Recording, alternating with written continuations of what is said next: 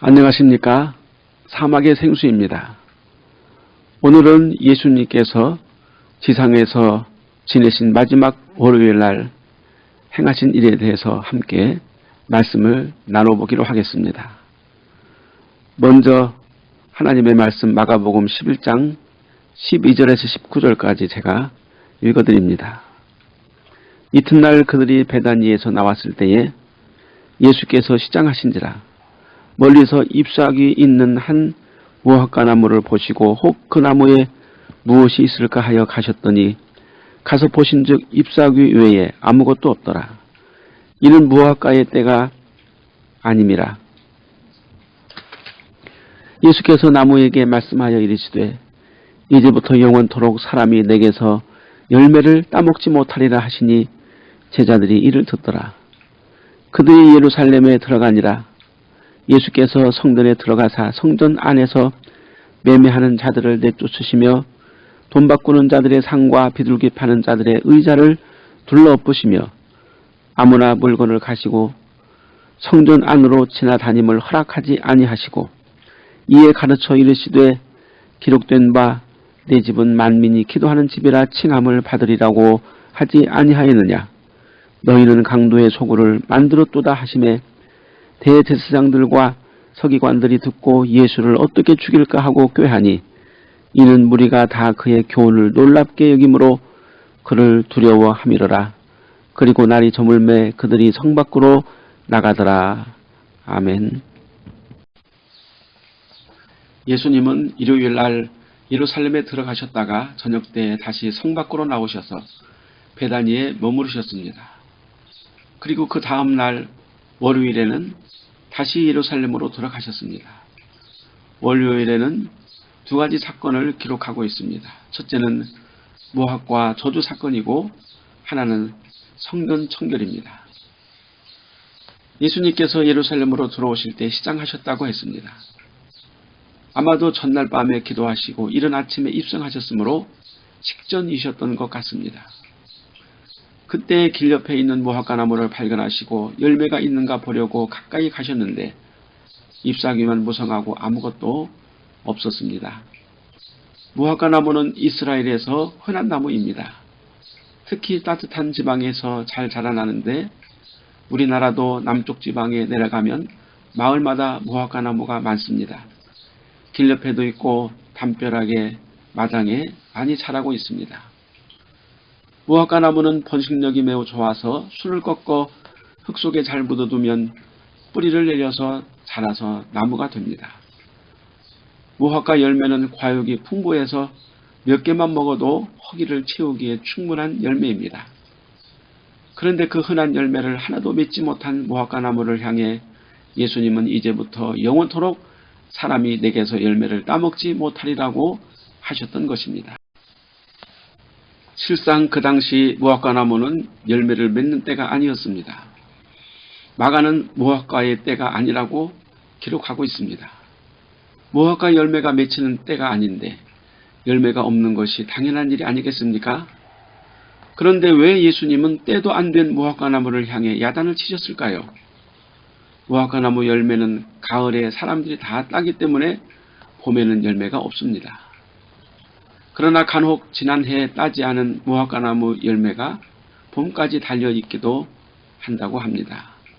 봄에 난 새 잎사귀 사이에 가려져서 지난해에 열린 열매들이 매달려 있는데 나그네가 따먹기도 합니다. 그런데 예수님께서 보신 무화과 나무는 다른 무화과 나무보다 유난히 이파리가 무성했습니다. 예수님께서 혹시 열매가 있을까 보신 것은 아마도 지난해에 맺힌 열매가 달려있는가를 보셨던 것이지 새로 열린 열매를 찾은 것은 아닐 것입니다. 하나님은 레위기 19장에서 이스라엘 백성들에게 포도원 열매를 다 따지 말고 밭 모퉁이나 떨어진 곡식을 줍지 말라고 하셨는데 이는 주변에 거하는 가난한 자들을 위해서 남겨두라고 하신 것입니다. 예수님께서 아마도 이런 생각으로 혹시 따지 않은 열매가 남아있을까 하고 무화과 나무로 가셨을 것입니다. 잎사귀가 무성한 무화과 나무로 가신 것은 나뭇잎에 가려서 열매가 숨겨져 있을 것 같아서였을 것입니다. 그런데 예수님께서 가까이 가셔도 자세히 보셔도 남은 열매가 하나도 없었던 것입니다. 무엇을 의미할까요? 예수님은 하나님의 말씀하신 가난한 자들을 위해 남겨진 열매를 찾으신 것입니다.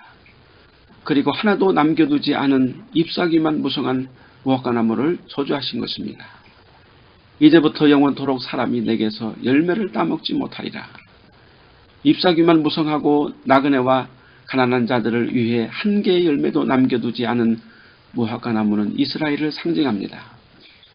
잎사귀만 무성하고 열매가 하나도 없는 것은 말만 무성하고 행동이 없고 입으로만 하나님을 잘 믿는다고 하면서 하나님의 말씀에 순종하지 않는 위선자와 외식주의자를 뜻합니다. 무화과나무 열매는 가난한 자들을 위한 열매입니다. 하나님은 이스라엘에게 무화과 열매처럼 가난하고 불쌍한 과부나 고아의 보호자로 세워주셨습니다. 하나님께서 가난한 자와 과부와 고아의 아버지이신 것 같이 말입니다. 왜 하나님이 고아와 같이 버림받은 이스라엘을 택하여 열방의 머리로 세우셨을까요? 머리가 되고 위에 있고 구워주는 자가 되고 들어와도 복을 받고 나가도 복을 받게 하신 것은 이스라엘이 하나님의 뜻을 따라 이 세상에서 가난한 자와 고아와 과부의 보호자가 되라고 하신 것입니다. 그런데 이스라엘은 높아지면 높아질수록 가난한 자와 고아와 과부를 멸시하고 오히려 교만하며 탐욕스럽고 더러운 사리사욕으로 눈이 어두워진 것입니다. 하나님의 사람은 높아질수록 낮은 자와 가난한 자들을 생각하며 돌보지만 마귀적이고 사탄적인 인간은 높아질수록 하나님을 무시하고 자기보다 낮은 자를 멸시하고 업신여기며 더욱더 높아지려는 야욕에 눈이 멀게 되는 것입니다. 그 당시 이스라엘 사회가 그랬습니다. 이스라엘은 하나님이 세우신 민족교회입니다. 하나님의 거룩한 뜻을 행하며 긍휼과 자비를 베풀도록 하나님은 민족교회를 세우신 것입니다. 그런데 이스라엘은 하나님을 배반하고 하나님의 뜻을 역행하여 오히려 하나님이 관심을 가지신 가난하고 힘없는 자들을 멸시하며 조롱하고 학대하고 착취했던 것입니다.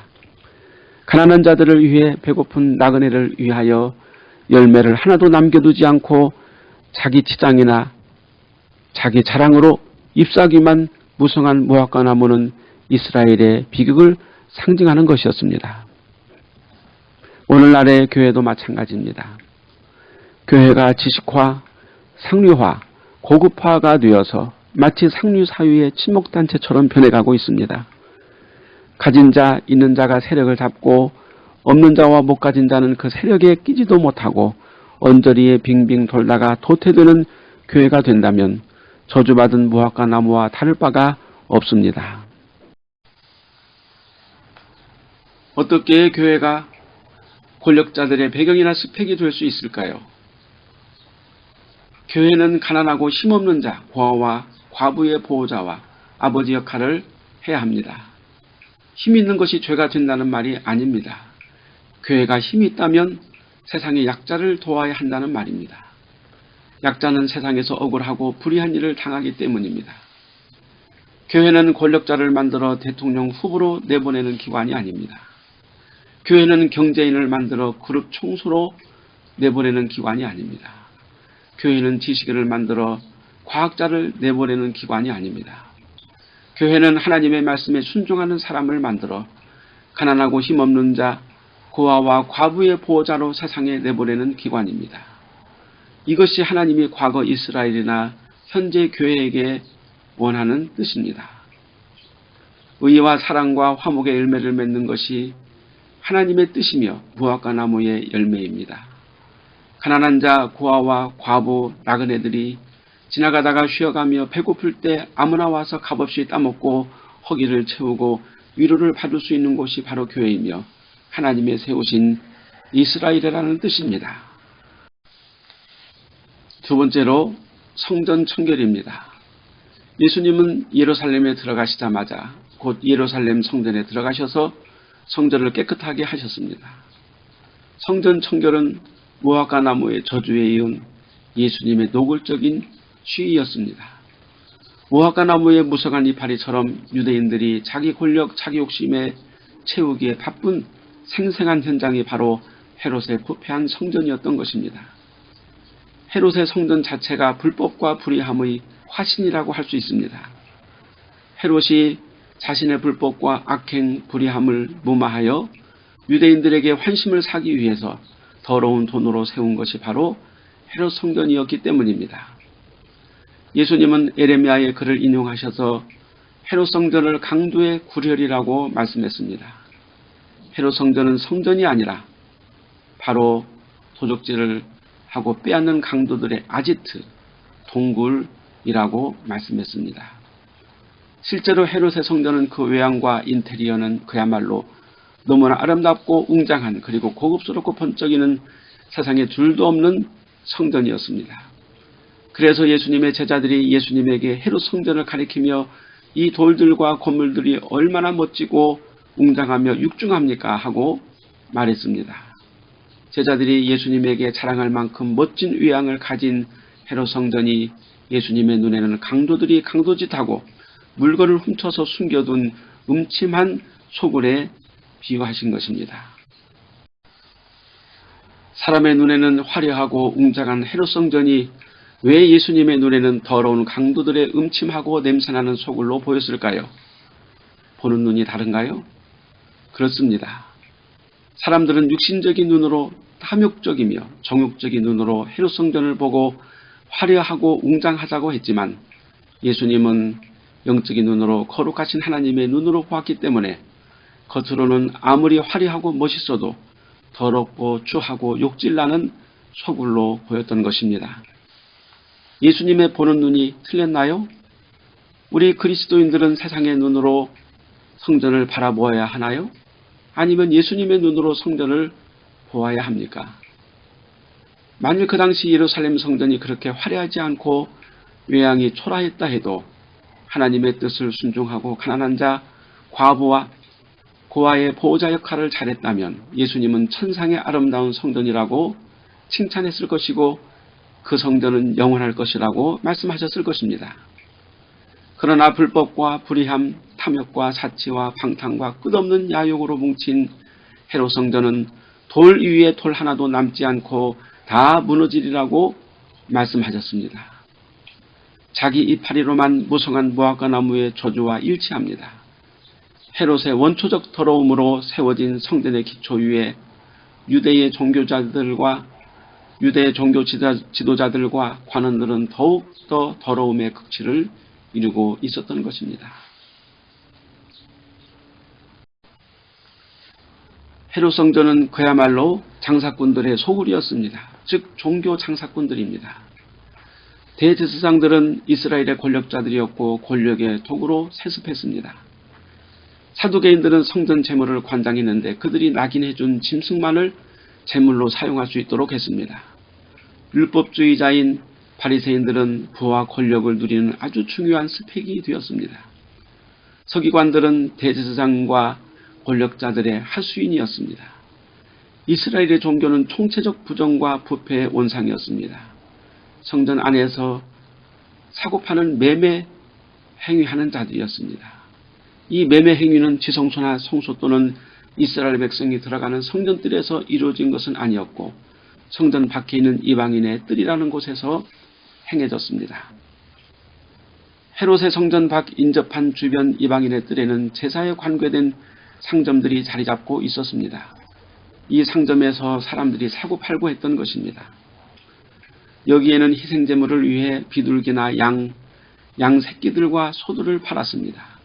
이 제물들은 다 성전값으로 계산되는데 자기가 드리고 싶은 제물이 있으면 티켓을 관장하는 성전 관리에게 가서 돈을 주고 사서 그 티켓을 다시 제물을 관장하는 성전 관리에게 가서 사다가 제물로 바치는 형식이었습니다. 제물은 각자가 집에서 가지고 오는 것이 아니라 성전값으로 매긴 티켓으로 짐승을 사서 제물을 바침으로 성전 관리들이 부르는 게 값이 되는 것입니다. 1년에 한 번씩 모든 이스라엘 백성들은 성전세인 반세계를 내야 하는데 이를 위해서 이방인의 뜰에는 환전상들이 돈을 바꿔주는 일을 했고 돈을 바꿔주면서 수수료 명목으로 이득을 챙겼다고 합니다. 이로 인하여 성전 밖 풍경은 그야말로 돛대기 시장이 되고 물건 흥정하는 자들과 환전상들의 소리와 짐승들의 소리와 여물과 똥으로 시끄럽고 더러워져서 이게 성전인지 시장인지 알 수가 없을 정도였던 것입니다. 특히 성전세는 가난한 자나 구걸하는 자나 부자나 똑같이 반세겔을 내야 하는데 가난한 자는 자기 등에 걸친 겉옷을 팔아서라도 내야 하고 거지는 구걸해서라도 내야 합니다. 그러나 여자들과 종들과 어린아이들은 제외되었다고 합니다. 여기서 거래되는 모든 이익은 누구에게로 돌아갈까요? 당연히 종교 지도자들에게 돌아가서 가난하고 불쌍한 백성들의 신앙심을 이용해서 뜯어낸 돈으로 자기들의 배를 불리고 호의호식하며 권력을 행사했던 것입니다. 종교라는 이름을 빌어서 돈을 벌고 이 세상에서 권력을 누리는 사람들의 소굴이었던 것입니다. 이 세상에서 가장 더러운 장사꾼은 거룩하신 하나님의 이름을 팔아 예수의 이름을 팔아서 자기 더러운 소욕을 채우는 종교 장사꾼들입니다. 창기나 세리 또는 야바이꾼은 용서를 받을 수 있어도 예수 이름을 팔고 하나님의 이름으로 종교 장사를 해서 자기의 배를 불리는 더러운 장사치들은 결코 용서받을 수 없습니다. 교회를 이용하여 하나님의 은사와 복음을 이용해서 자기 재산을 늘리고 세습을 하고 세상에서 고급스러운 상류 시민 행사를 하는 자들은 결코 하나님 앞에 용서받을 수 없을 것입니다. 왜냐하면 이미 받은 은혜를 다시 더럽혔기 때문입니다. 차라리 품을 팔다가 거짓말하고 남의 것을 훔친 자들은 용서받을 수 있다는 것입니다. 이 무서운 현실을 예수님은 보시고 분을 내시며 종교 장사치들에게 분노를 발하신 것입니다. 내 집은 만민이 기도하는 집이라. 하나님의 성전은 오직 죄인들이 하나님 앞에 나와 은혜를 구하고 하나님에게 기도하는 곳입니다. 만민은 이스라엘 백성이나 이방인이나 할 것 없이 모든 사람들을 의미합니다. 하나님께서 드리라고 하신 제물은 사람의 유익을 남기는 것이 아니라 속죄의 값입니다. 하나님이 받으신 속죄 제물은 오직 대제사장과 제사장들과 레위인들의 기본적인 응식입니다. 성전에서 봉사하는 자들이 직무를 감당하기 위해 하나님이 주신 양식일 뿐입니다. 그래서 하나님은 성전 봉사자들에게 다른 기업을 주지 않으셨습니다. 이것은 하나님의 성전을 통해 세상의 이익을 취하지 말라는 뜻입니다. 만일 성전의 제물을 제사장들이나 레위인들이 아닌 다른 자들이 먹으면 저주를 받습니다. 남는다고 그것을 팔거나 저장해 두어서도 안 됩니다. 제사의 제물 중 남는 것은 버리고 태워버려야 합니다. 성전의 제물은 절대 치부의 수단으로 사용해서는 안 됩니다. 그것은 해롭이기 때문에 그렇습니다. 절대로 따먹어서는 안 되는 열매가 있습니다. 이것은 예수님이 저주하신 무화과 열매입니다. 그 당시 이스라엘은 가난한 자와 나그네의 양식이 되는 열매를 맺은 것이 아니라 영원히 절대로 먹어서는 안 되는 독과를 맺었습니다. 불신앙과 부패와 탐욕과 거짓의 열매인데 이것은 이스라엘이 맺어서는 절대 안 되는 독과입니다.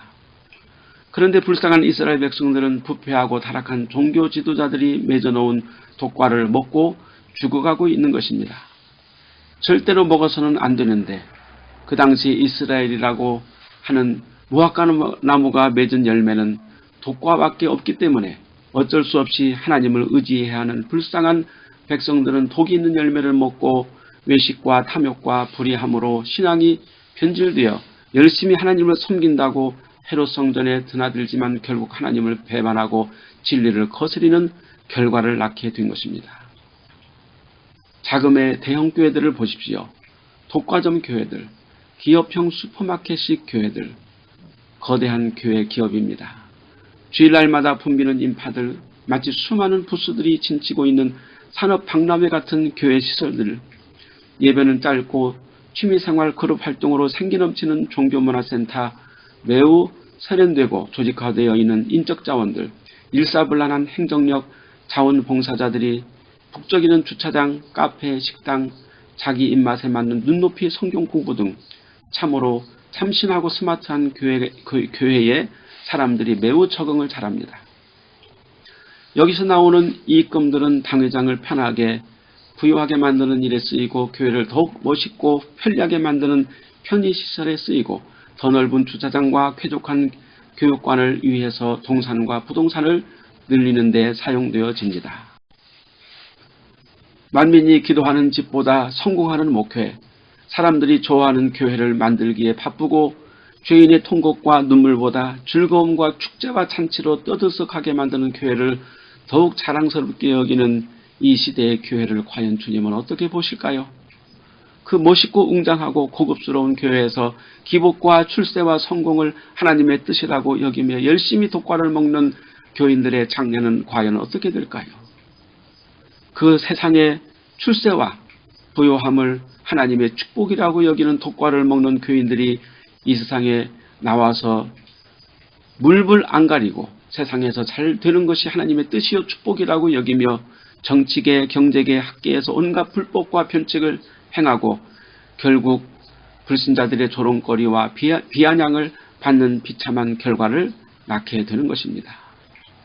비극의 악순환은 바로 하나님의 뜻을 모르고 성공과 출세를 꿈꾸는 변질된 교회에서부터 시작되는 것입니다. 과거에 독과를 맺은 이스라엘을 책망하시고 생명의 열매를 주시려고 오셨던 예수님은 이제 이 시대에 불의와 탐욕의 독과를 버리고 주님께 와서 생명의 과실을 먹으라고 말씀하십니다.